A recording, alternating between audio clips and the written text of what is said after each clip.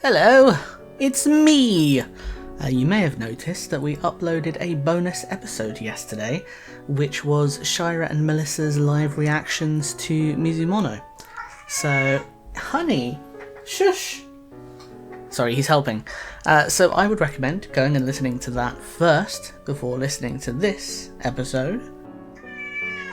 Thank you, honey. But otherwise, let's get on with the show. Episode 13. Mizumono, written by Steve Lightfoot and Brian Fuller, directed by David Slade. Welcome to Fate and Circumstance, a Hannibal fan podcast. I am your host, Felix Fanfaron Fern, and these are my co-hosts. Hello, my name's Melisa, and don't know, Blood. I'm thinking of Blood by My Chemical Romance, if anyone knows that song. I just brain froze. A lot happened. Hello, I'm Shaira Bambi, and I'm a little bit traumatized from the episode. Yay! Yay! Do either of you know that song that I'm on about? Yes, no. we do. And it perfectly Yay! fits. Don't speak for me! Oh, wait, I do. I'm not cool, I don't know music. Well, the blood song fits with the theme. Kind of. Yeah. No, it doesn't. I'll take your word for it. I don't know. Anyway, I will start off with our usual of 2 artist shoutouts. This might be the last of the artist shoutouts. I'm not sure what we're going to do for season 3 yet. Because, like, Ooh. in the nicest way, I'm running out of artists. So I might change the fanfiction. We'll see. That might be a thing I Ooh, do. that could be fun. That would be fun. I get know to read it before. many. Oh, like hell, are either of you going to read the fanfiction? I'll make you read excerpts.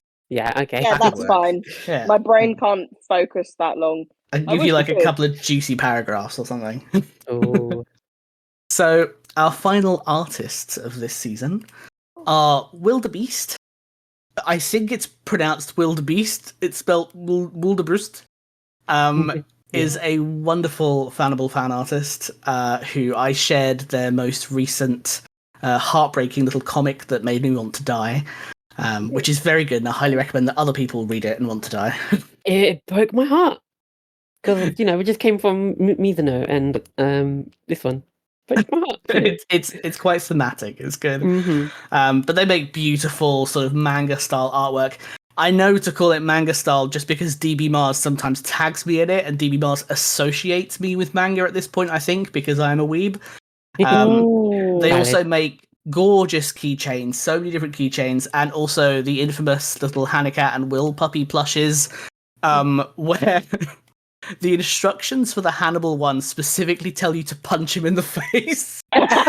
That's so funny. I need both. And they squeak. Yeah, I want them. I need both. Yeah, so you can cool. punch Hannibal and he squeaks.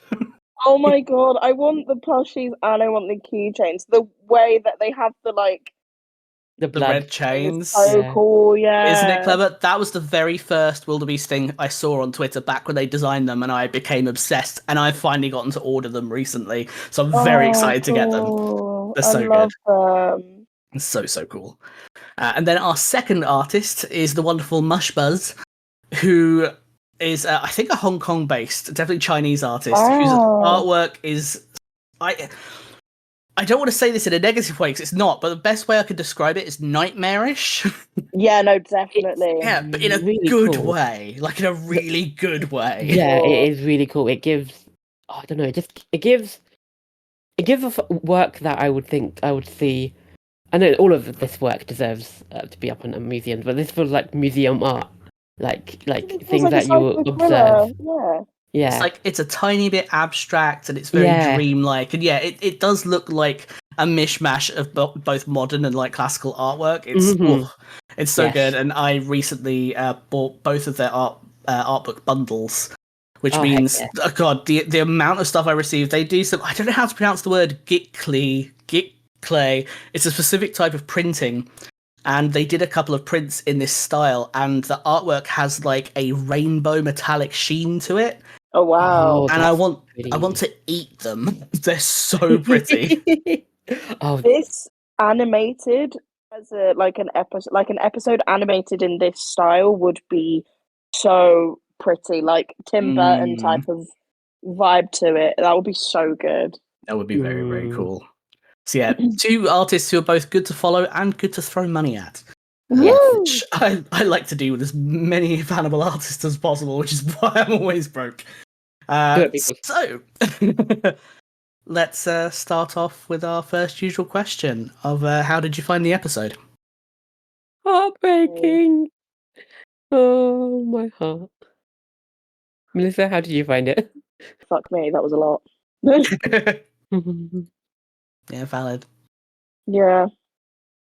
I feel like it was definitely like a standout-ish episode. It definitely felt like the season end episode, if that makes sense. And so much was happening, so many like twists and turns, which I really enjoyed. I definitely did expect multiple things to happen that were going to be different, because I think the plan to capture Hannibal was just too perfect. I wonder if I wouldn't have suspected that he would get away if I didn't know there was going to be another season. Yeah. If that makes sense. I think if we went into this blind, not knowing how many seasons there were, I think maybe I'd be like, oh, maybe they are going to catch him. This might be the end.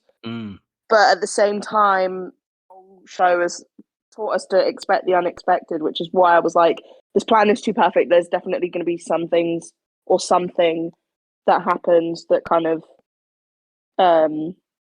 changes everything. And it definitely felt like a really grandeur end to the season, which was very enjoyable to watch, because definitely didn't expect the things that happened to happen. Yeah, it did feel like a wrap up of things, considering we know that Will is in the books such a small part of Hannibal. Obviously this doesn't follow the books entirely, but yeah, it feels heartbreaking, and it kind of feels. I think we've been there. I think everyone's been there if they've like had past loves, and I guess it's kind of that kind of thing, where you kind of move on to the next kind of your next life, because they've been killing everyone around you. Yeah, no, yeah, that's hashtag exactly relatable. Relatable. Yeah, clearly, I've had a murder wife before. Can you see why like I bigged this episode up quite a lot, and why everyone kind of does as like the oh god that episode? It's both. It's one of the most well-loved episodes. It's definitely probably considered the best episode out of all 3 seasons. Yeah. But can you see why whenever anyone finds out that someone is watching Hannibal for the first time, they're kind of like, good luck. Yeah, definitely. No, I agree. Yeah. I feel like so much happens in such a short amount of time. It's like the whole episode is sort of like slowly leading up to those last ending minutes, and it's just sort of drags on, and then everything is just bang, bang, bang, just happens all at once, and it feels like a big rush of things. So it is very much anticipated. Like the anticipation is built up, even from this episode before and before that. Like once you start to piece together that everyone's coming together and like building this plan, like it just gets so intense. So definitely they were like, yeah, we're going to fuck everyone up. The episode itself also kind of like tries to force you into a state of like tension as well, because like it uses like the clock sound constantly. Like the soundtrack keeps bringing in and out the sound of a ticking clock with like different paces. To me, sometimes it sounds a bit like a metronome as well, which is something Hannibal uses in his hypnosis, which is a bit so yeah, it's like they want you to feel tense, and it's fucking effective, which I both love and hate. Yeah, I agree. So this episode is called Mizumono. Mizumono is the final course of kaiseki, which is the dessert. It could be any number of things: fruit, confection, Japanese traditional sweets like wagashi, ice cream, or cake. And it's often served with hojicha, roast tea. I'm salivating. very yummy, but this episode definitely did not feel like dessert. I mean, it does in No, terms it's of, you know, No, because everyone got there just dessert. But I fucking But knew if anyone was gonna make that joke, I knew it would be was you. 100%. I specifically made sure I didn't say it. Oh, you know what? I got you. I mean, it wouldn't be at this podcast without Melissa, and I fucking love it. Without fucking puns. Likewise. Yeah, we need it. We need it. Honestly, yeah. It doesn't feel like a dessert. It feels like pain, and then more pain, and then pain, and more pain. Yeah, it's like it's not sweet, but I like that it is the final course, the finality of everything. Mm-hmm. Yeah. So it's kind of like double edged. Yeah. So let's With go into our talking. with a glass of champagne, I suppose. Yeah. Well, I have such a weird little eclectic assortment of like my little weird trivia section. But the talking points are kind of not hitting the beats of the episode quite as much as they often do. So I'm going to try and remember to say things in between the talking points, otherwise I'll forget and just read them all at the end. Yeah. So, No. wish me luck. Let's go with the first talking point. So, this episode opens with Will speaking simultaneously with Jack and Hannibal about their two individual plans, showing his torn loyalty. We then see him imagining himself in a treehouse version of his wolf trap home. His dogs bark and growl at him. Then he sees Garrett Jacob Hobbs, who joins him as he lines up the sight of his rifle to take aim at the nightmare stag. What do you think this vision means? Because we love interpreting these fucking dreams. We do. Go on, Shaira. Oh, okay. I was going to let you go first, but I feel like it's a combination of everything that he's been through. Really, his dream is homaging what he's been through, as in Hobbs comes back and other things, and towards that end kind of shot, it's kind of like Will kills the only part. I feel like Will killing the only part of him that lies in innocence. To kind of solidify that he's truly changed into a thing that he dreads. Or maybe not dreads. Maybe not dreads. Maybe just he changes. He's finally in the position that he's let go of his vendetta against Hannibal and more like, okay, I'm kind of falling for you in a way, because you can kind of see it. Because that's why would he warn Hannibal? We'll get to that. We'll get to that, but yeah. And I just feel like the last few episodes, Will's demeanor has changed. For a moment, I just thought, even through his deceptive ways, he had some genuine moments of, actually, you know what? I really have come to care for this man, this kind of cannibal, and I feel like that's kind of like telling on it. But it can also be interpreted the other way, that he's killing the nightmare stag, which is a similar concept to Hannibal's stagman, where he's severing that part of him. But yeah, it's fun. It's fun to analyze it in both ways. I like that actually. Thank you. That first way that you said, yeah, it's very interesting. I sort of agree with you on certain bits. I sort of saw it as sort of this thing came about when he was ill, and it was just something that festered in him, and sort of, because it's so dark and mysterious.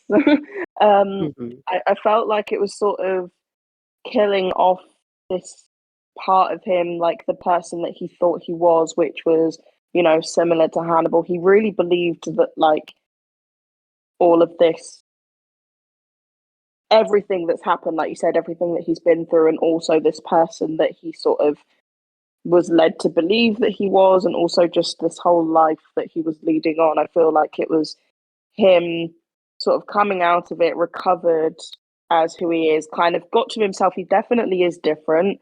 Of course, like anyone that goes through any sort of I mean, this isn't really a relatable thing to go through, but like anyone that goes through something so enormous in their life is definitely going to be a changed person. But I think it's sort of him ending, like you were saying, similarly, ending this chapter of his life and sort of getting rid of this sort of maybe evil side of him that he maybe like thought that it was him, or just getting rid of it. And I think he's actually getting his vengeance on Hannibal. Personally, I think that it's like, yeah, this is over with. All of this shit that I went through, all of this that I led to believe that I was going crazy, and then also the person that Hannibal was trying to make me be, and how I was pretending to be, whatever, all of this shit, this whole entire thing, it's like, you know, he is like a stag man, and this is like a stag.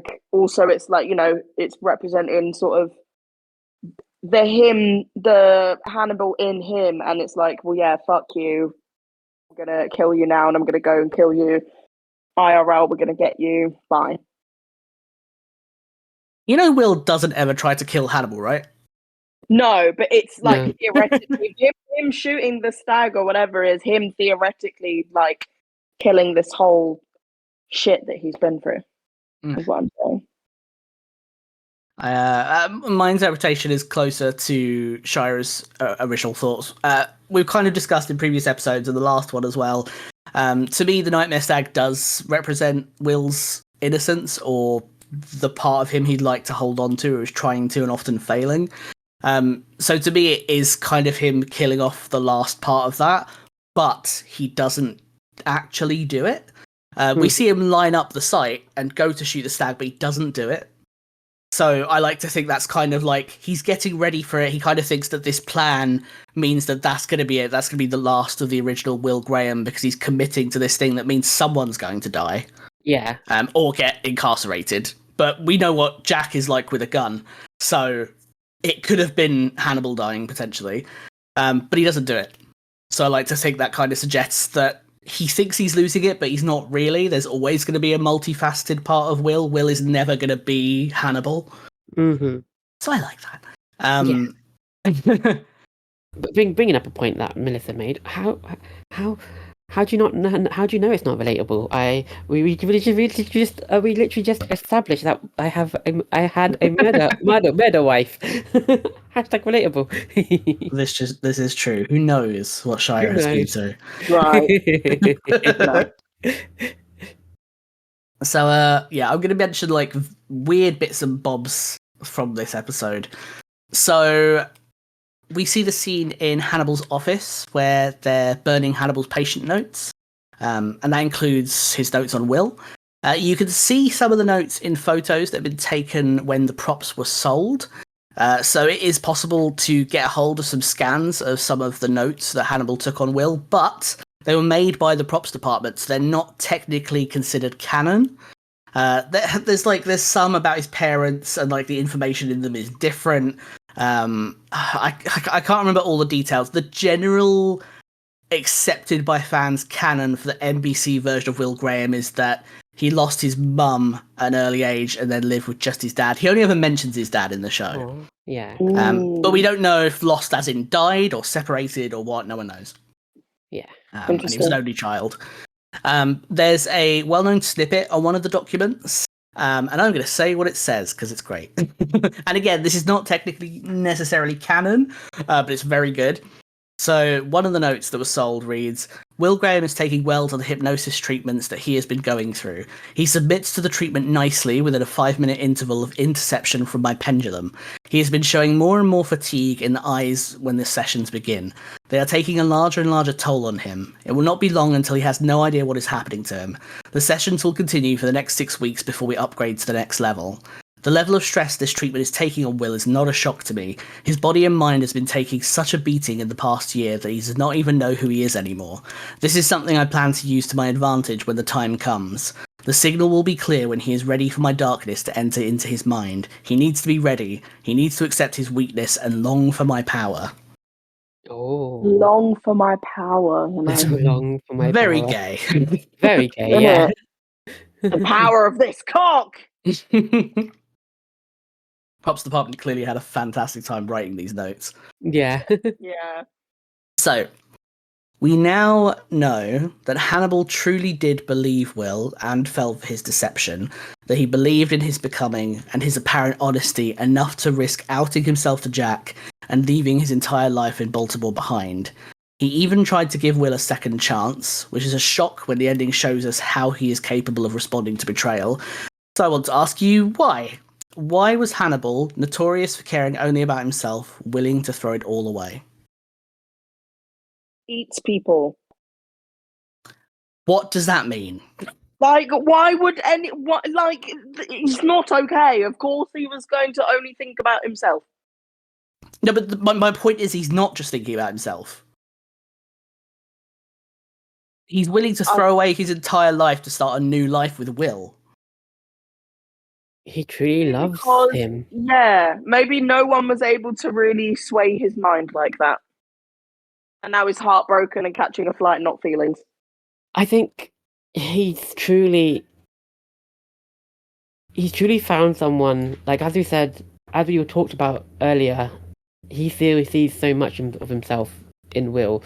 Not only that, he sees someone who can relate to him on such a way that no one else has previously. And I feel that part of him has stopped him from kind of being able to just think of himself. It's become almost difficult for him to go, I don't want to lose this. And it is pretty much akin to love.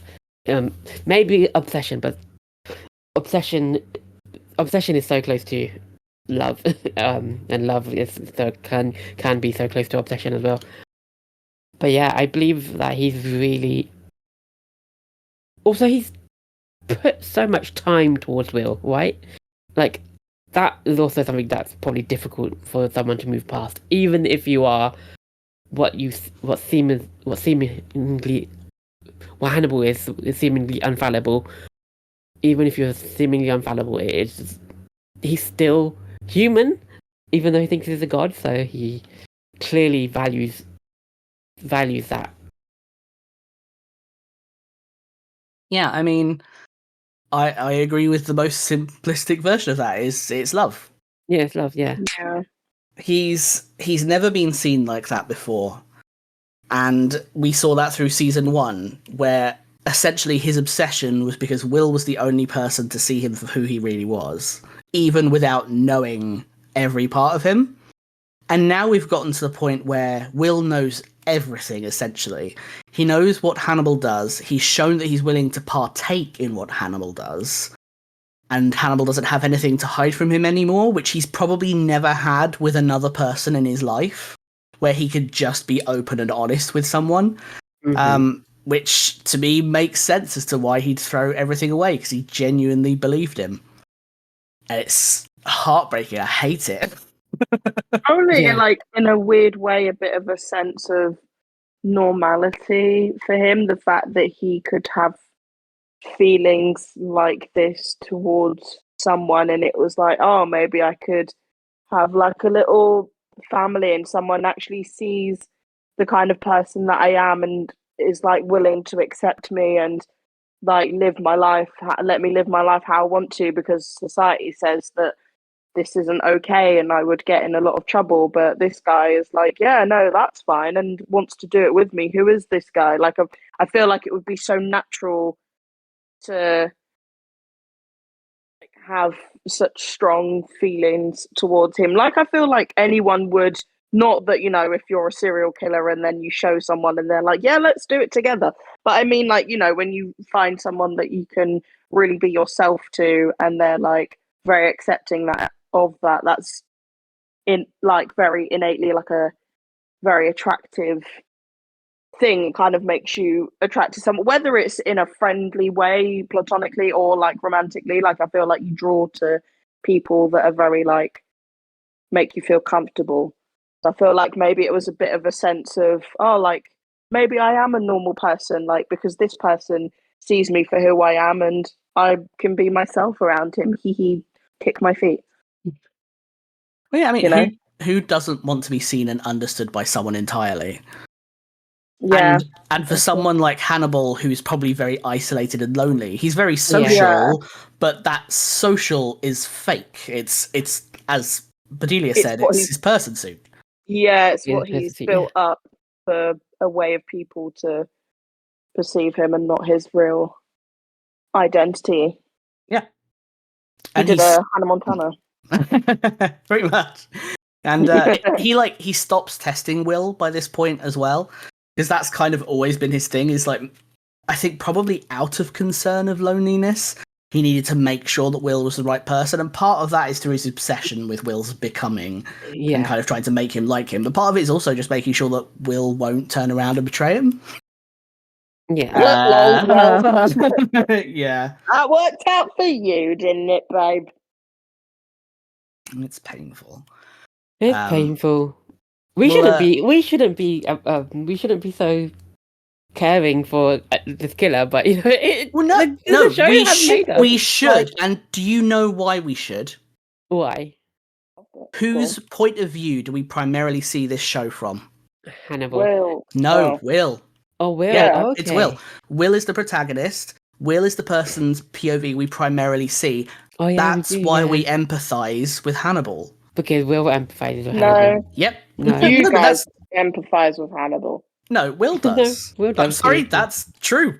Yeah, it is true. That's something you will have to accept. Will empathizes with Hannibal, and that's why we do, because we see what he sees.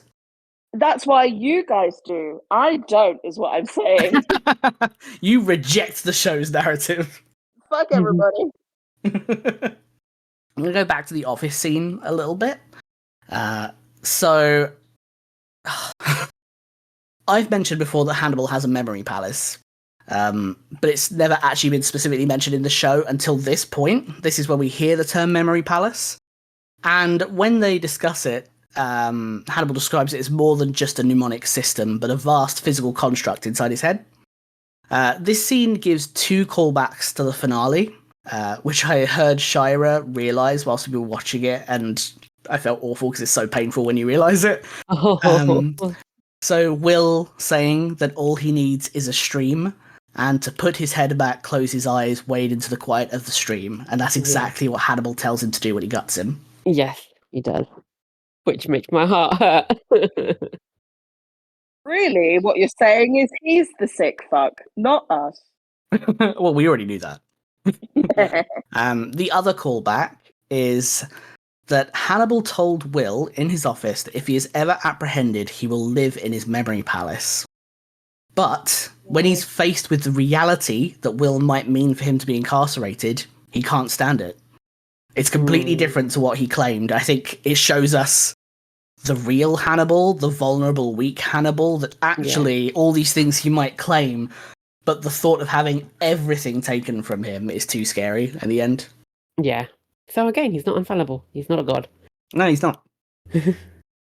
He also mentions a skull graven on the floor of the Norman Chapel in Palermo. In reality, that doesn't exist. What we see in the fireplace of his office when he describes it is actually the Cornaro Chapel in the Santa Maria della Vittoria church in Rome. But there is like a big red circle in the Norman Chapel in Palermo, but there is no skeleton on it. But the one in the Cornaro Chapel that we see in the show is the one from Rome. Which is fun. But we'll hear more about that another time. Not teaser. So let's talk about Will. Will spent so long working on his plan with Jack, going through countless therapy appointments, playing along with Hannibal, the entire agonizing arc with Margot and Mason Verger. Hannibal took so much from him: Abigail, Beverly, effectively Alana, and his freedom when he was incarcerated. So, why did he warn Hannibal? Why did he want him to leave? Oh, that's a good question. I think I answered, for myself, I think I answered in the first question previously, but I would be kind of repeat it, but and more lean towards in this question. He's he's become so sympathetic of Hannibal that he's also feeling this pull. I was about to say it in Bengali. I was saying this tan. Bengali comes out sometimes because tan means something different. It means pull, but it means like a kind of like a pull of love. Mm. So it's a bit more of a different thing than just pull. Yeah, so he's got like he is feeling for Hannibal. He's spent so much time with the guy that it's hard for him to lose that as well. I feel like it's hard to lose that friendship, as we see with Jack as well. Like Jack also feels some remorse. You feel in this episode as well. Like there is like losing a friend that you have cared for and you've confided in just as much as them losing you. And like yes, finding out your friend is a cannibal is hard. It's that kind of like it's hard, and a lot of people will be like, "Oh God, he's no longer my friend." But some of us, especially I would, if I had, oh, I did. Sorry, I can't forget that I do have a Hannibal, had a Hannibal wife. That's canon now. Yeah, that I wouldn't. I'm quite a sympathetic person. I couldn't. Yes, I would still go kind of through with it because one, they're a cannibal and they're killing people, even if they are rude. But I will still have these regrets, and I feel like I could see myself being Will, that I could warn the person, give them a chance to kind of run away and put this life behind them. So yeah, that's why I think he does. He's become not, I wouldn't say equally infatuated with Hannibal, but he has the same love for him, I feel. Yeah, I think I agree with you a little bit. I'm also just a bit like I'm wondering if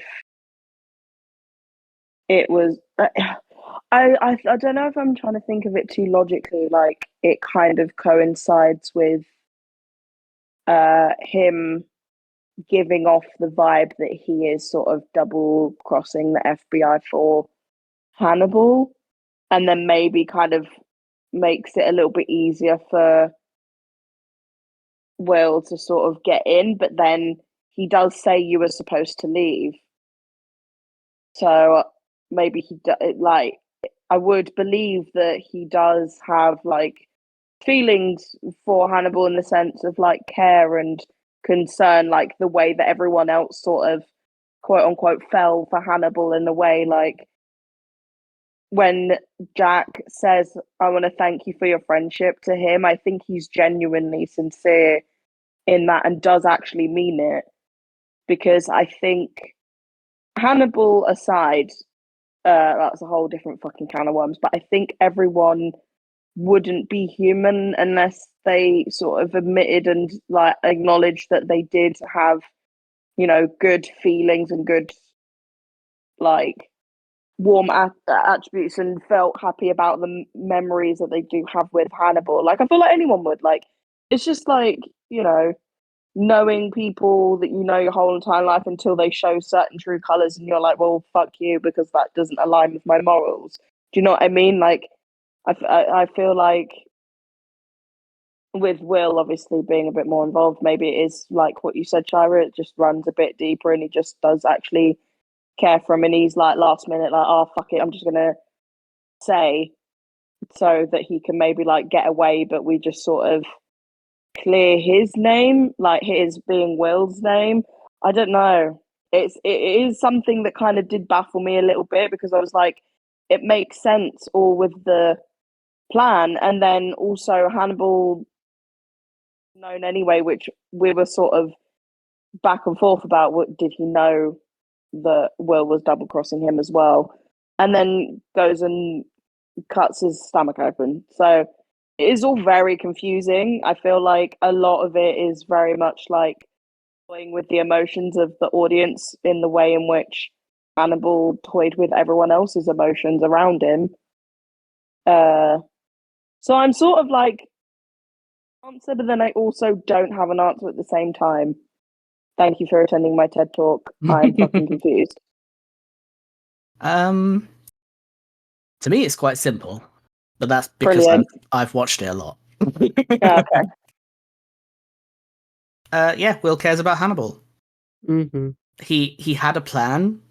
The plan started to go awry, which I think was a wake-up call for Will, that it wouldn't have gone how they... Like, in an ideal world, Will's plan with Jack would have been they apprehend Hannibal, Hannibal goes to jail. Yeah. Which is probably not what Jack was actually planning, if I'm honest. But we won't ever know. But with Jack untethered, that puts Hannibal at risk. And it puts Jack at risk. So Will gets kind of torn. He can't tell Jack to stop because that's not going to do fucking anything. Jack is going to do what Jack wants to do. So his only option is to warn Hannibal in the desperate hope that no one has to die. Because he cares about him, and ultimately he would rather that both Jack and Hannibal live. But that's not exactly what happens. So he tried to... Technically, he was caring about Hannibal and everyone around him because he was kind of like, if I tell this man, like, oh, they're coming for you, he's thinking, oh, fuck, he's going to, like, pack up and leave and not bother hurting anyone. Like, he's not going to have the time to, like, okay, I get it, yeah. That would have been, like, Will's ideal scenario by warning him. Yeah. So Hannibal would have gone, okay, so I just go then and leave Will and Jack behind. But he didn't know about Abigail. Yeah, why try and predict a serial killer eating man? Because he cares about him and he had to do something. He wasn't just going to not warn him in the end. And season 3, there'll be more thoughts on that scene. Interesting. There's more to learn about it, but that's effectively what happened. Yes, Will wants to try and save everyone because he's torn. He cares about Jack, he respects Jack, but unfortunately, it's not ideal, and Will probably wishes it wasn't the case. He genuinely considers Hannibal a friend, and they've gotten to this point where despite everything they've gone through, Will is stuck in this situation where he cares about him no matter what. It goes back to that conversation he had with Peter Bernardone where he says, like, I envy your hate, because he wishes he hated Hannibal because then he could kill him. And he would. If he could, Will would. Like, I know we talk a lot about, like, Will's morals and how much good there is in Will. If Will could, Will would kill Hannibal. Yeah. Especially where he was angry that he was manipulated. Yeah. And what we actually see him do is walk into that kitchen with a gun, see Hannibal approach him, and he lowers the gun. And he knows what Hannibal is capable of. Yeah. Will relent to Hannibal because he cares about him that much. It's one of the saddest parts of that scene when you kind of realise that, Will could have easily taken Hannibal out. Or even just disarmed him. He didn't need to kill him. But he didn't.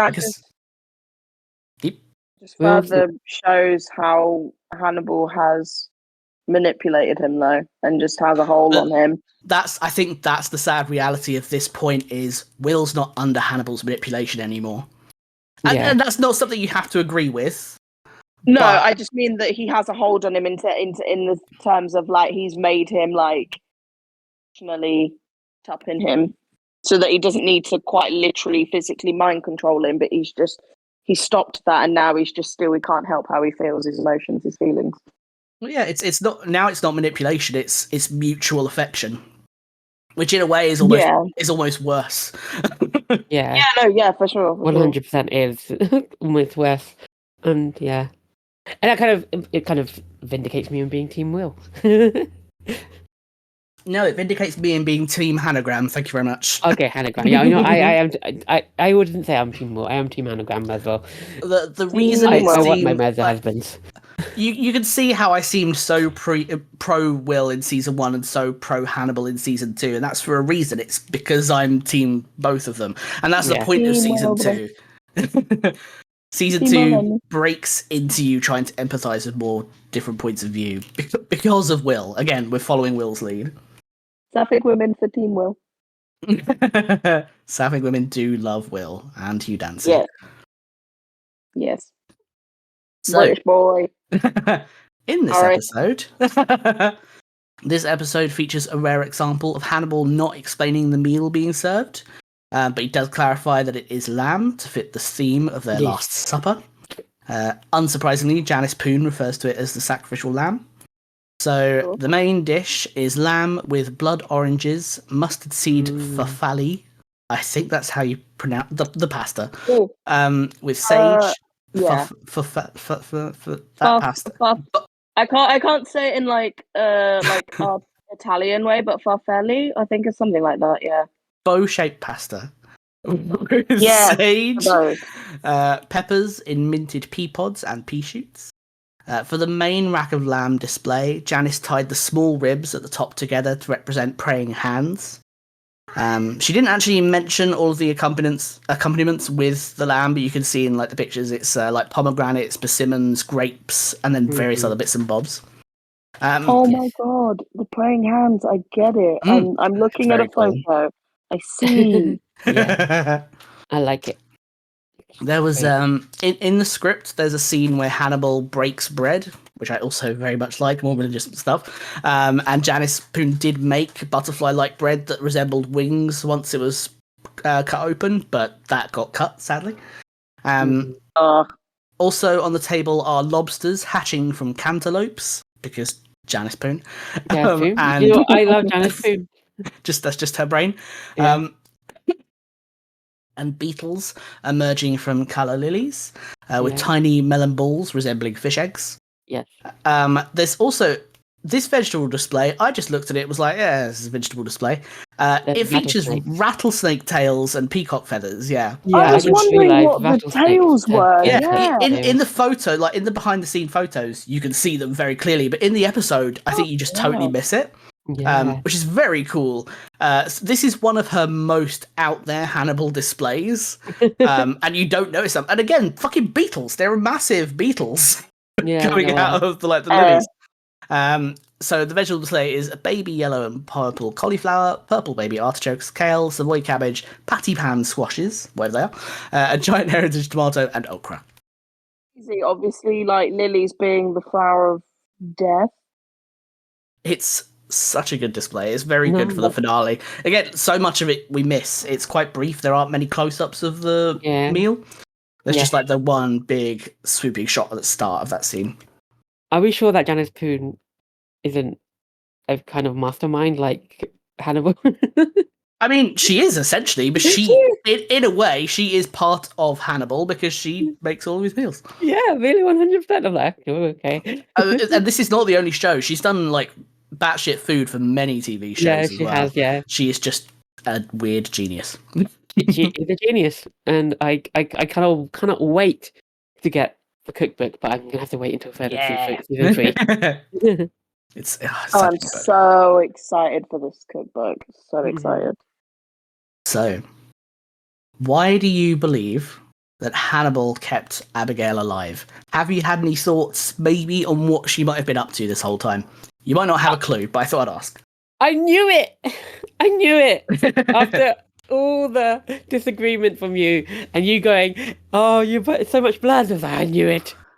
I'm never going to turn around and be like, oh yeah, she's alive, am I? No, that's true. So I had to be as much of a dick as possible. Yeah, I know. I just, my thought is, I don't see a body. I don't believe they're dead. But it's kind of fucking horrific though, isn't it? Because I remember when we watched the episode for the first time, there's that amazing moment of she's alive, and then it's like, oh, that didn't last very fucking long. Yeah, it broke me.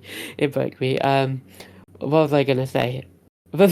On the her being alive. Oh yeah, no, it's also horrific because one, she is missing an ear because that is her ear. She certainly is. Yeah, she has like a nub on one side of her head and no ear. Yeah. Oh my god, I didn't even notice. Yeah, because they confirmed it was It was her. in Will's throat. It was definitely her ear. It was no one Yeah. else's ear. Like Hannibal actually. Yeah, so chopped her ear off. no matter what, not only was Abigail with him, she was still with him after he cut off her ear. Yeah. I mean, she felt. You can tell she felt really bad. She was like, "Oh, I've judged the wrong person," and she pushes Alana out of a window. She does, but maybe for her own safety. The poor girl is traumatized. She went from one abusive person who controlled her to another, so I feel bad for her. But yeah, to answer the question, I don't know. Maybe helping Hannibal. Maybe getting Hannibal meat. Getting Hannibal meat while Hannibal kind of tries to be a bit more weary. I have no idea what she's been doing the whole time. She can't have just been.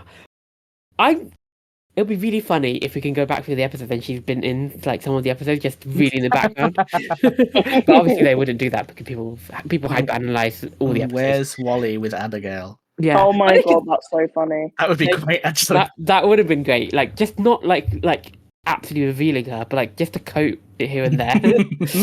That would be brilliant. That would be very good. Like a yeah, that would be really cool. But yeah, I have no clue what she's been doing all this time. Maybe just sitting around like I forgot her name now. The one who we found. Miriam Lass? Yes, that her. Maybe just in like something. What do you think, Melissa? I'm sorry, I'm just thinking about where's Will instead of where's Molly. Where's Will? That'd be such a good like artist thing to do. Anyway, why was she kept alive? I think it helped with the whole thing of framing Will, at least, and all of that bullshit that Hannibal did with the whole tube in the throat. I also think that because Abigail is so young and this is like all she knows, because she obviously had this, like Shaira said, she went from one abusive person to the other. She had this from her dad when she was a child, and it's literally a father figure, like, and she's used to that dynamic. She's used to that kind of relationship. She didn't really have a real father. She had just someone who like used her in that way of, helping commit his crimes. And then he's gone. She doesn't have a dad. She kind of needs someone emotionally to lean on. And then I think the fact that she actually physically went and killed that guy, he has that over her, and she's so sort of lost and broken. She's literally like lost her parents, and she was looking for that sense of belonging. And I think Hannibal sort of used that for his own gain. And I think she felt like she literally said, "I didn't know what to do, so I just did what he told me to, or whatever he said." Yeah. And so she was just sort of like, well, fuck, like, what else am I going to do? I don't want to go to prison. If I stay with this man, then I'm going to be safe and I won't have to, like, go be, like, arrested. And because she is literally just so indoctrinated, like, she just feels like that's the better thing to do instead of getting help. Which she, like, if you're scared and vulnerable and lonely, and someone knows something that you did, like, of course, I think it was for her, it was like she was too deep and she was too far gone to even like try and get help from anywhere else. So I think that this was just like the best option for her. And I think maybe, yeah, what you said, Shara, maybe she was just doing stuff in the background, sort of, I don't know, like helping cut meat and package it, fuck knows, or maybe just killing alongside him, or maybe like being the one to get like, maybe helping set up the displays, who knows, because there's only so much one man can do. Yeah, I mean, I think Abigail is very good at surviving because she is a victim of abuse. So, like, whether or not we know if Hannibal had any genuine care for her, I think it's something that's something people talk about a lot. But ultimately, I think it's kind of irrelevant to Abigail and her existence. I think she would have survived or attempted to survive no matter what had happened to her. So whether or not she cares for Hannibal doesn't really matter, because I think she would have I say used him. We know that Abigail is manipulative, but in this sense, I don't mean it in a negative way. If he's going to keep her alive, she's going to hold on to that, because she hasn't got much other choice. I think she's very good at that. As to what she was getting up to, no comment. Interesting. And I can't remember the exact quote, but when we find out that Abigail died in her kitchen, or they thought she was killed by Will in her kitchen in her original home, because that's where the arterial spray was, Hannibal says to Will something like, it's almost like she was destined to die in this kitchen, like whatever happened. It's awful that Hannibal takes her in the same hold that her father did, cuts her in the same place in his kitchen. Yeah. I love Hannibal, but he is truly one of the worst people fucked up on the planet. And I also think that had absolutely nothing to do with Abigail. And that's, again, one of the interesting things when people have the conversation about whether or not Hannibal cared about Abigail. Doesn't matter. He cares about Will more. He'll always care about Will more than anyone else. And that's why he did it, to hurt Will. Mm-hmm. And the way he uses people like that is so vile. Poor fucking Will. I know. Poor Abigail, she is used as a device to control Will one way or another. It's why Hannibal keeps her alive, because that's why he keeps trying to plant this idea in Will's head of reversing time, because it's what Hannibal believes in and wishes could happen. It's like he has this little idea in his head of somehow getting Will to run away with him and being all surprised, look, I kept your daughter that you had paternal feelings for. Aren't I amazing? Aren't I great? I did this for you. That's what Hannibal wanted to happen. Yeah. And it's so upsetting that, like, he'll be like, oh, so you don't actually want that? Fine, I'll just fucking kill her then. It's like, wow. Shows how much he cares about people. Yeah, she was nothing but a toy for Hannibal, basically, to try and present to Will as a present. Yeah. When he said he wanted to surprise you, I was like, Jesus. Yeah. I wouldn't surprise you when you wanted to surprise me. Do you like me now? Yeah, that's it. He wanted to try and give Will this perfect little imaginary life that didn't exist.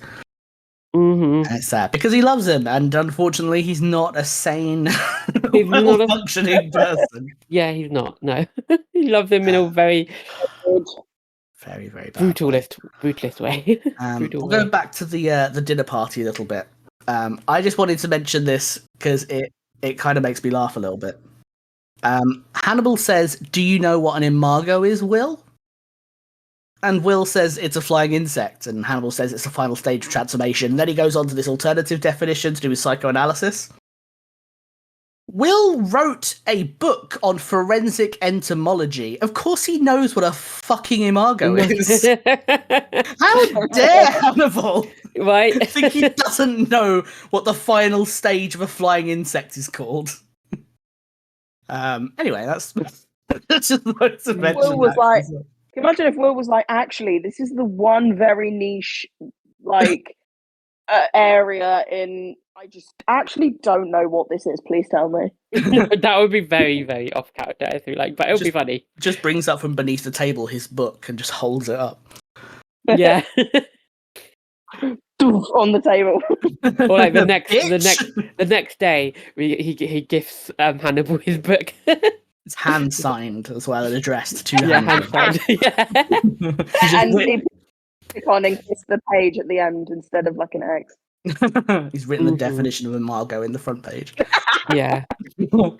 We mentioned it during the episode. Your reaction to it the first time we watched it was amazing, which is Will calling Hannibal and saying they know is a callback to season 1's first episode. It's so good. So many episode 1 callbacks. Callbacks. Really cool. Um, so, just because I think I really want to know, who do you think is dead and who do you think survived this finale? All of them have survived. I believe no. You were like, everyone is dead when we first No. watched it. No, Yeah. I feel like anyway, everyone's dead. Everyone's dead. It makes it look like everyone is dead, but of It course makes it we look know like there's a everyone's season dead. 3. So There's a season 3. Might not everyone's dead. I'm gonna go with everyone's dead right now because I'm gonna forget that season 3 doesn't exist just for now. And I feel like it just wraps everything up and just makes it much more sadder. nice neat little murder package. I'm just gonna sit in my sadness and realize that everyone's dead. Okay, cool. Listen, who do you think's dead? Yeah, I have some theories, but I think it really depends on a lot of things. Mm-hmm. I feel like Sana could survive depending on how far it was that she dropped, and then also how quickly an emergency services come. Because the fact that I know she was like sort of breathing and gasping in a way that you would expect, especially from high impact on your back, like she definitely can't move. But she was able to sort of talk a little bit and kind of gives like a little bit of hope of like, oh, she could pull through, especially if like I said, emergency services come quick enough to save her. So I feel like if they do, and she was still awake, she was still, again, obviously very fucking bad shape and definitely could be, bleeding out so much that she is left to it. And also the way that she drops and everything's so slow motion and the rain just starts to fall very like angelically, very almost as if to be like, this is her final moments. It does, I feel like, very much sways in that way, but I feel like she could survive. I think Will is losing a fuckload of blood. So if he did survive, fucking miracle. Again, also depends on how quickly it is between him being sliced open and emergency services coming, because obviously everything happens so like quickly, but then also shows so much, and the slow motion again of like Will of Hannibal leaving. You do, however, see lights at the back of when when Hannibal leaves. You see like white lights as if like a car's approaching. You don't really see anything like indicating sirens, I don't think. So it could just be anything, and it could have been coincidental, and it could have just been part of the ambience or whatever, or it could be an ambulance. Anyway, I would be very surprised if Abigail survived, considering it's at the neck as well, which is obviously a very crucial point. And also, she quite literally nearly died and had that done already. So that opening up old wounds is, especially in such a crucial point, kind of would insinuate that like she wouldn't really survive. That is also such a it's such a short time frame that if they came really quickly, would she survive that a second time? Fucking hell. I think the fact that Will was able to like engage in a conversation and also was lying on his stomach, like I know that's like he was able to turn himself over and lay on the floor and like technically put pressure on his stomach. He also moves, oh my god, beautiful moment, but he moves his hand to sort of cover Abigail's neck. Still He thinking does, about her, like, but then he eventually becomes too weak, and she continues to bleed. yeah, no, I just mean like he was able to move a lot. So maybe I'm initially at wondering least. if, so I'm wondering if, I mean, it would make sense obviously for the story, but because I mean, fuck knows at this point, really, fuck knows. But I don't know how they would do like a season 3, but maybe that's the point. Maybe they do it from another POV. But I would think Will and Alana survive. Maybe Abigail dies. I'm really unsure. That's kind of like maybe like a vague potential. What about Jack? Oh, Jack dies. Sorry, I completely forgot about Jack. I'm so sorry because He's I think so dead. You forgot. yeah, literally, like he again, crucial point. He got stabbed in the neck in a really like rough way as well because like how if you get impaled with something and they say not to pull it out, like you can kind of help yourself in a way. I feel like because it was like a massive shard of glass as well, and it was just gross. It was directly in the side. I think Hannibal does that on purpose to sort of like quick and easy death. I'm assuming that's like a crucial point. So I think, he was just sort of sat there for ages. And I think because he was one of the first ones to, well, he was the first one to be sort of quote unquote dealt with. I think it might be too long, too late for him. Oh my God, him dying before his wife. Fuck me up. So sad. Yeah. Yeah. I think and Jack I think Jack definitely dies. Abigail probably dies. Will and Alana survive. I'm sort of going on rough. I don't want to be like, lock in. This is definitely what I think. I'm very still like, I don't know. Yeah. That's what I'm going to guess. Oh, I'm going to be proven wrong, aren't I? Fuck. Yeah, Anything. it's so sad because just to mention the Jack part dying, the fact that he texts Calls Bella. her, oh, stop it. It even specifies in the script. It's kind of like Jack gets his phone not to dial 911 but to call Bella. Yeah, cool. That's right. Yeah. She's speaking and she's like, "Hello, Jack." And I'm like, "Oh." Oh yeah, my heart broke. That was painful. Just to go back to the question, just to actually properly answer it instead of going Yeah. Who I want to die because I know it's harsh to say. You want people this is to die? That's a horrible way to answer it. It is a horrible way to answer it. But it's just because of how I feel season 3 would just be like kind of like how I feel for season 3. What you think would be cool for the narrative? Yeah, I think it'd be cool for the narrative. Not like I want them to die. I want them to die. I want all of them to survive technically. But I feel like why I would like Will to be dead is because I would like to see the similar dichotomy to Will's kind of thoughts, Will's kind of feelings around Abigail dying, and seeing that kind of Hannibal kind of like imagining Will being there. Is this because I showed you that Wildebeest comic? It might be, but it might be that it came up. But no, I actually started kind of thinking about this like last week.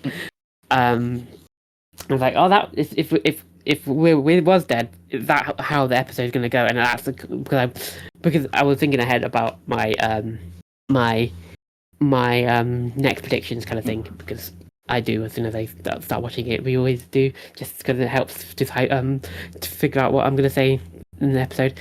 But yeah, and otherwise, not who I want to die. I want everyone to survive, but I think it's the end for Jack. It's the end for Abigail. I don't think they're going to survive, keep her alive for 2 episodes, and I feel like Alana will die too. Interesting. And yeah, I feel like pretty much going about everyone's dead, and I feel like if anyone who's going to survive, it will be Will. That's fair. In terms of throwing a curveball at Hannibal, but then I would rather have everyone else alive and Will dead. Ooh, so much for Team sounds Will. harsh.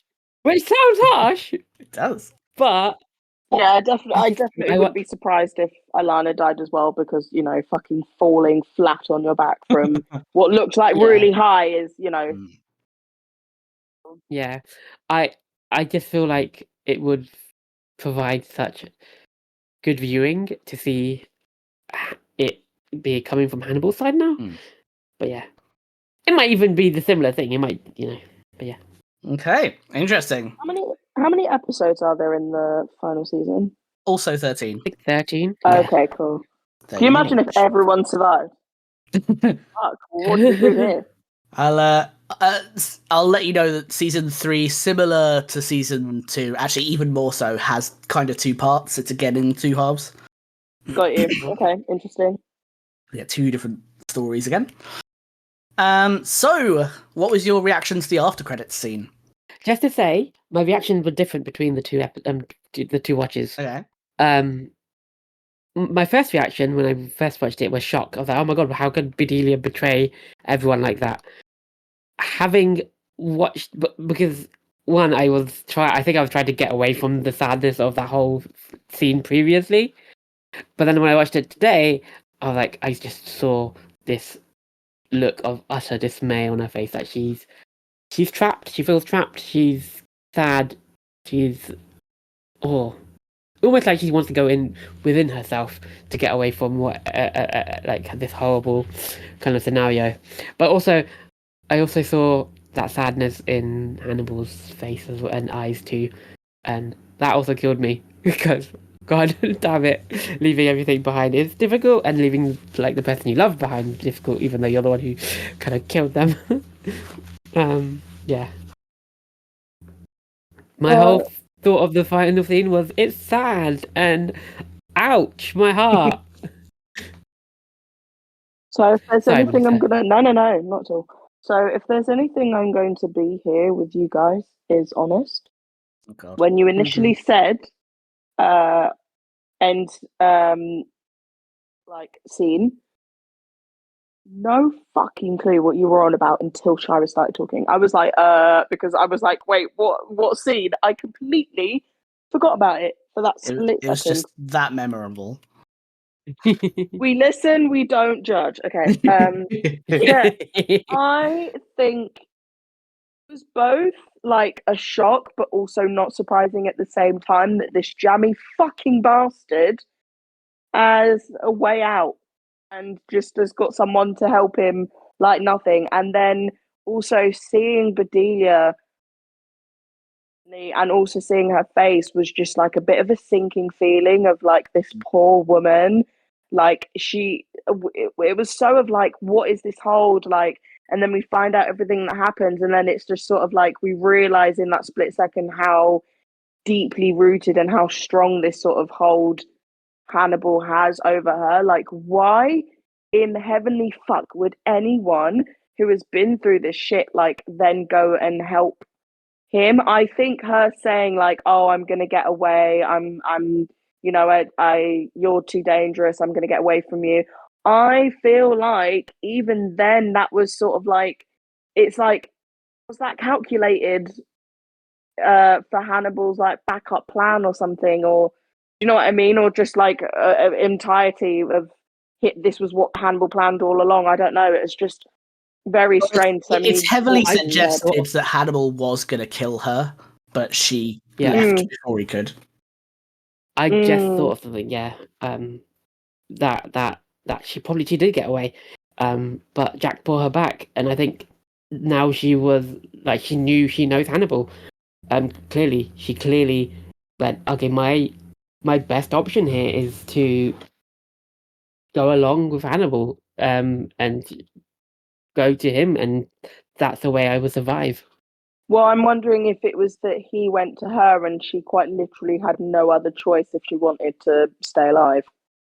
And I'm wondering if it's sort of like a mix between the Abigail and Alana situation, sort of like put into one, like elements of both put into one. Like, I'm wondering if it's sort of like a manipulation in terms of maybe their relationship goes a little bit deeper in from his point of view in terms of like maybe he's like seduces her in that way sort of thing, but then also just sort of manipulates her psychologically the way in which he does with Abigail. Maybe it's sort of like a little bit of a mixture thing, and now she's just fucked, and like the only way to survive is to just basically go along with it. Yeah. In terms of going along with it being whatever Hannibal wants. Mm-hmm. Interesting. I'll remind you of my favorite quote from episode 2, season 2, which is Bedelia saying, "The traumatized are unpredictable because we know we can survive." And in the script, it says camera reveals sitting in the seat next to Hannibal is Bedelia du Maurier.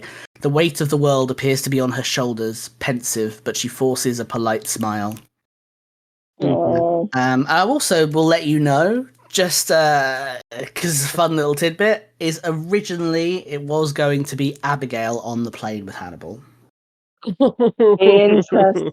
Yeah, but then they completely changed that before they did like season 3 and stuff. Oh. So that changed. Let's go on to our ending units with Yay! favorite quotes. Oh yes, That's you. Okay, so yeah, for me. Right. Honorable mention. The Fox quote. Now my brain has forgotten that Fox quote, but I didn't write it down, even though I looked up earlier.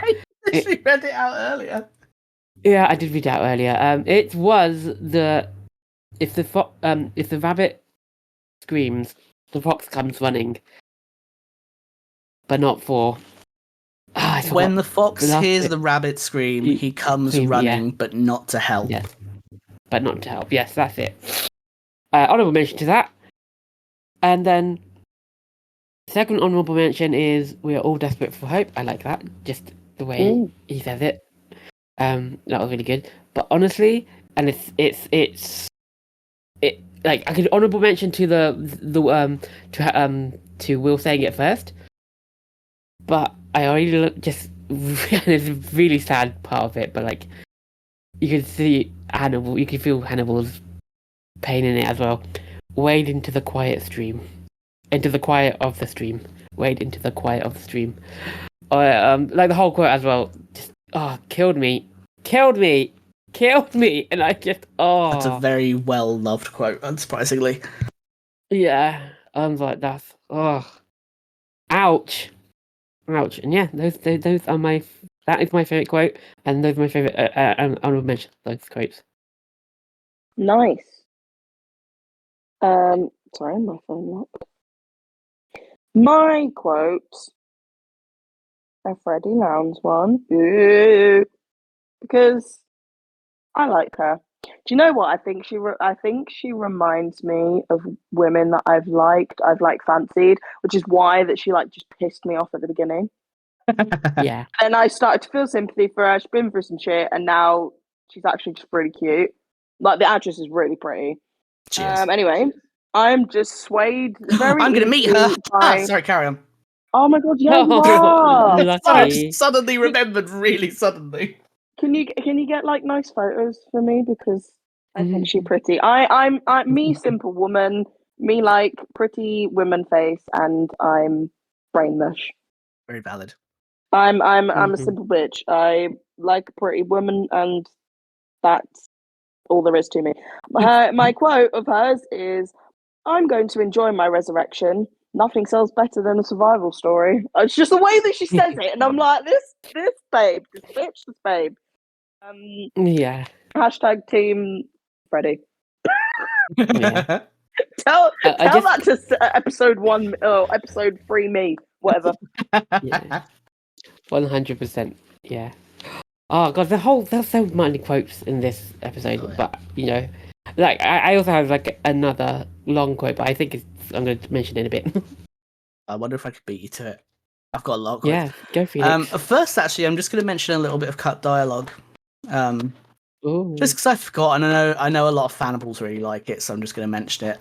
In the final scene, when Will has been gutted, Hannibal says, "I let you know me, see me," and then he says, "I gave you a rare gift, but you didn't want it."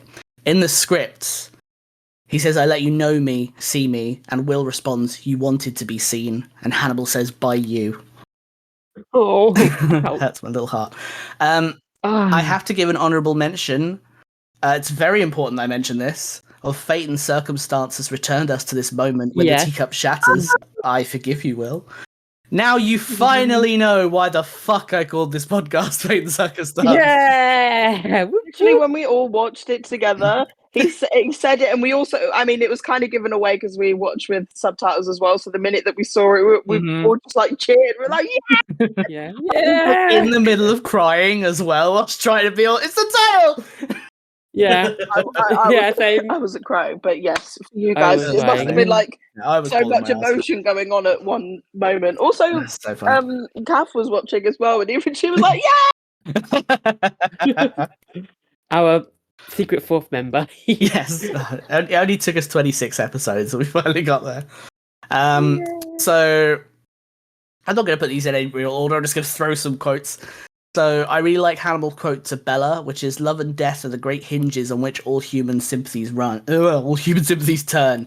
What we do for ourselves dies with us. What we do for others lives beyond us." That's really good. Wrote That's a good point. that down myself. Yeah, It's really good.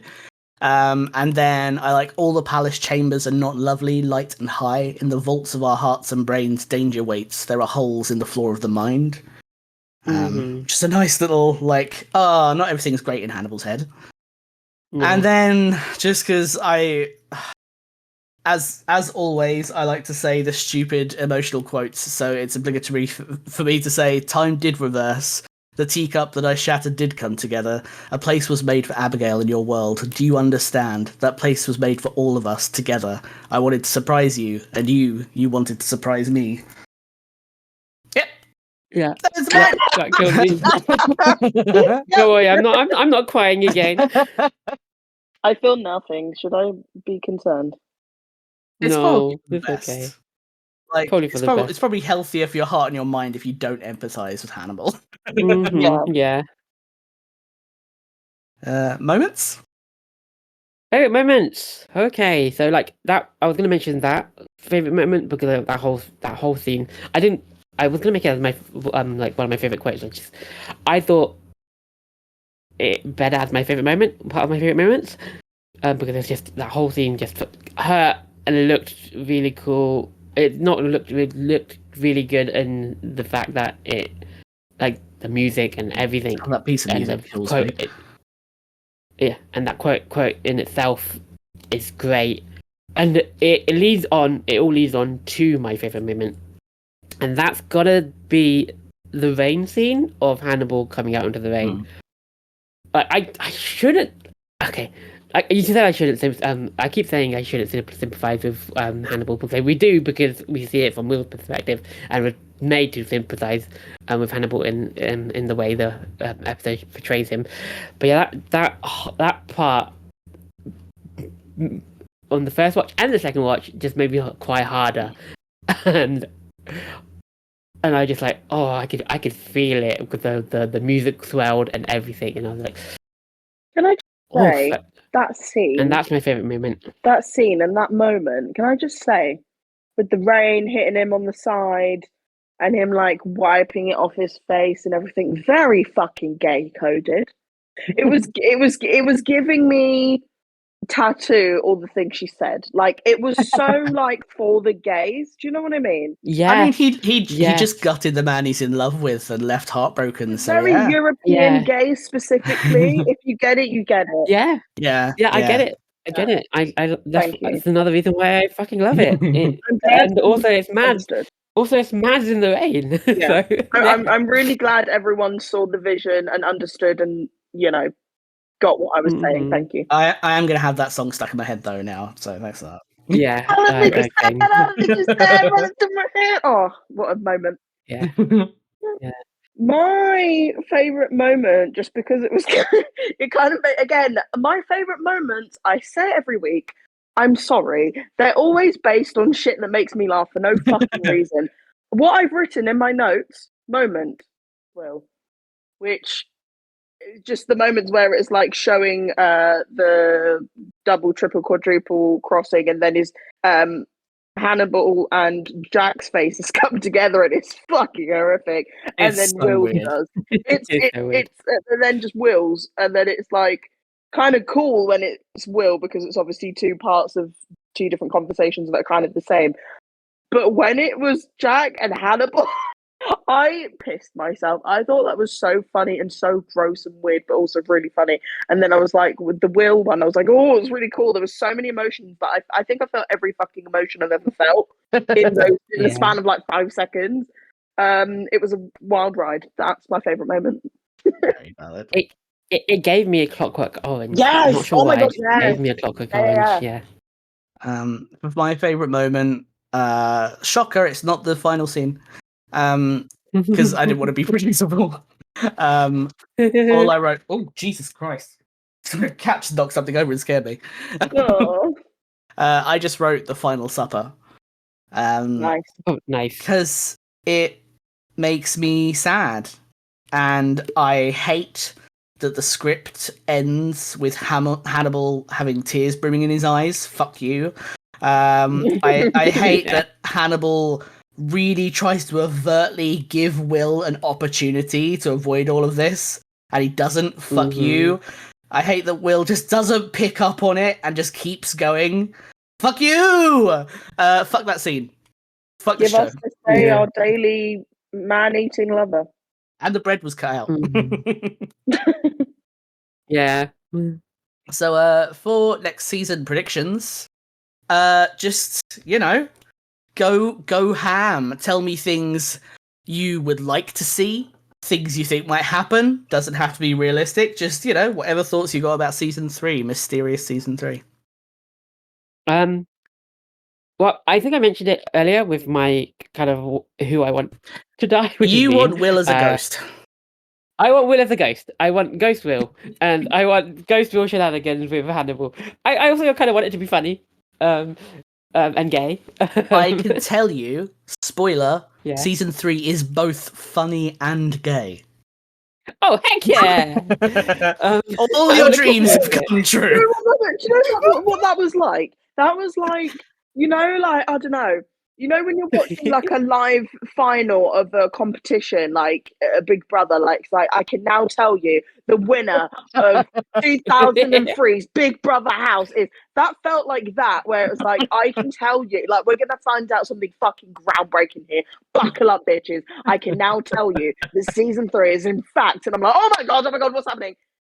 And Yeah, gay. yeah. Like, right, okay. And the winners are us because we get funny and gay. Heck yeah. What was I going to say?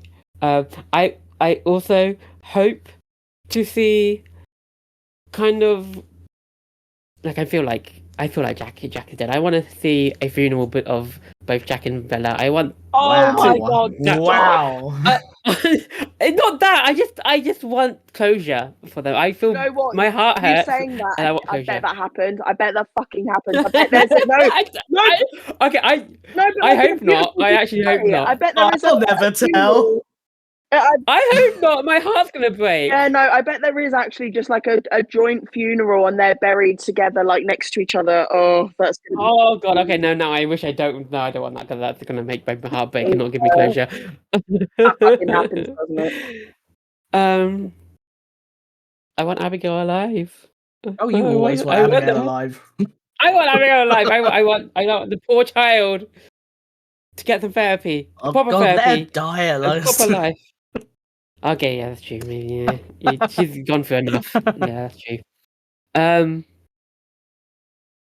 Oh, I really want to see Freddy back, and I want to see Freddy's book. And I feel like we're going to see a Freddy's book, and Freddy's going to embellish a lot of things, and I think he's just going to make us angry. I think that's what's going to make that's the thing. It's going to make us angry about Freddy. Yeah. And lastly, and not least, I want to see Hannibal landing and being greeted by his extended Hannibal family. It's like a group of like 12 people, like a I think he's European fucked most of it reunion. up. Yeah, he's killed most of his Hannibal family, and I want to see his extended Hannibal family now. His immediate family's been killed. Now it's his extended. I'm literally time for his thinking extended about the family. Boyle family in Brooklyn Nine-Nine, where they're just like cousin, and it's just like Cousin! people Yeah. at the airport. Lord. Cousin. That would be brilliant. Cousin. Oh, but yeah, that is my episode predictions. Yeah, I'm looking forward to getting funny. What do I think is going to happen in this bloody season? A bloody season. I think. Am I being heard? Yes. Okay, cool. I think me checking because nobody laughed at my joke. Oh, I feel So bad. I was like, wait, That's what you get. Why did I get no reaction? Anyway, fuck, what do I think? I think that, well, like I said, I think that Will and Alana survive for some reason. But then again, I won't be I won't be survived. I won't be surprised. I won't survive. I won't be surprised if I'm completely wrong with who dies and who survives. Who I lives, who think. dies, who tells their story. Pardon? Sorry, it was a Hamilton reference. Carry on. I see. Yeah, I see. I see. I see. I noticed it. I Um, noticed it. I like it. I think that we will obviously see where Bedelia and Hannibal end up, and I'm really intrigued to see that story develop. I think I agree with Shaira. I think it was a bit of a joint. Well, I don't say joint. I just latched onto it actually. Prediction of like Jack and Bella at least being buried next to each other at the very least if they don't have a joint funeral, so to speak. What else? It's so hard because the way in which it ends, you're just like, what the fuck are they going to do with this story? Gosh, I just want to know what route they go down because if they, I mean, the thing is, this is like the time that we see Hannibal doing all of this stuff without anything to protect his identity because obviously he usually wears that plastic suit thing, whereas this just has his DNA everywhere, all over it. And obviously, if anyone does survive, they've seen him do this, which is, I'm assuming, why he leaves the country. So to try and convict him is obviously difficult if he's not in the country or he's not in sort of like, I don't know, any kind of country where he could be convicted for, you know, like how weird these kind of things can be. So I'm very interested to see how the storyline goes. I don't think I have actually many predictions, I'll be honest. I actually tell a lie, I fucking lied. With Freddie and her book, for some reason, don't ask me why, I see a little book signing type event thing happening and it getting ambushed. or like people or like Bill et al. Or however you say it, kind of like people of this go up and like, what the fuck are you doing? Like, why have you done this? We've read it. It's fucking garbage. Or they just go and see her and they're like, right, okay, she has fans. I don't know. I just see a book signing happening.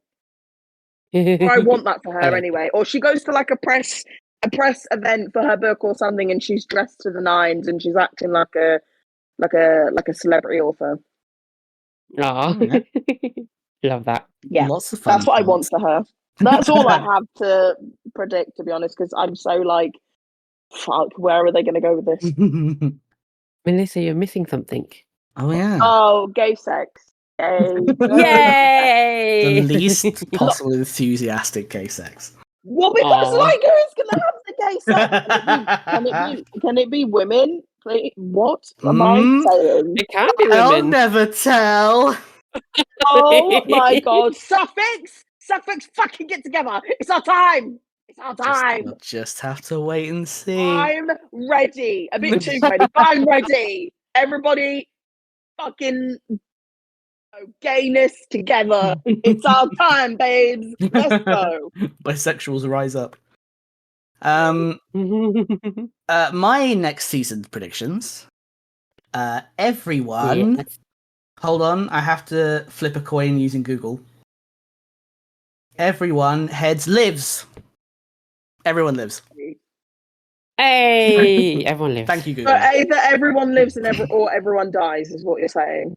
Yes, I hear but it I here. got heads, so therefore everyone lives. Why? Are you ready for my sign? Why would everyone live? How does that make sense? Look, it could have been tails everyone dies, but Google has spoken, so.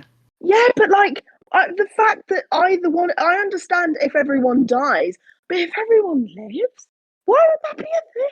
How? Look, Why is it everyone dies or everyone lives? I'm never gonna stop thinking about this, even though we're literally about to find out what happens. I'm thrown. fate and circumstance returned us to this Sorry, moment. end the podcast. I'm so sorry. My sign off! Yes. You were waiting for the sign off, yeah. My sign off is now I've coughed my lungs out. Everything seems lost. Guess there's just one thing to do. Fuck off to Europe. Fate and Circumstance is an independent podcast brought to you by Felix Fanfaron Fern, Melisa Suzan, and Shaira Bambi. You can find and follow us on Twitter and Tumblr at HannibalPod. We are fans of the show NBC's Hannibal and do not own the rights to any of the materials discussed, merely appreciators. The music used in this podcast is Tchaikovsky's Op. No. 40 Waltz by Kevin MacLeod, licensed under Creative Commons by Attribution 4.0 license. Thanks for listening.